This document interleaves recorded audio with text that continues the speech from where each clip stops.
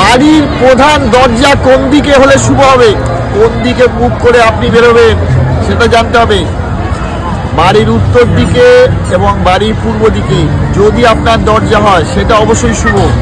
আর কোন কোন দিক বাকি থাকলো, বাড়ির যদি পশ্চিম দিকে দরজা হয়, দক্ষিণ দিকে দরজা হয়, তাহলে স্বাভাবিকভাবে অশুভ হয়। বিশেষ বিশেষ ক্ষেত্রে শুভ হয়। যাদের মঙ্গলের লগ্ন আছে, মঙ্গলের রাশি আছে, তাদের শুভ হয় যাদের দক্ষিণের দরজা। যাদের কুম্ভ লগ্ন বা কুম্ভ রাশি, মকর লগ্ন বা মকর রাশি, তাদের পশ্চিমের দরজা শুরু। বাকি ইন জেনারেল সবার ক্ষেত্রে বলছি, পূর্ব বা উত্তর দিকে দরজা করলে সেটা আপনার জন্য শুভ হবে। আপনারা যদি কিছু বুঝতে পারছেন, আপনার রাশি লগ্ন কি পূর্ব দিকে বা উত্তর দিকে দরজা আছে কিনা দেখুন। যদি দক্ষিণ দিকে দরজা হয় তাহলে দেখবেন জীবনে অনেক স্ট্রাগল করতে হবে, মিলিয়ে নেবেন, অনেক শক্তি আপনার ক্ষয় হবে, তবেই আপনি সাকসেস পাবেন। আপনার সাকসেস পেতে গিয়ে অনেক কাল ঘাট হবে। পশ্চিম দিকে হলে অনেক বাধা হবে না, মিলিয়ে নিন, 100% এফেক্ট।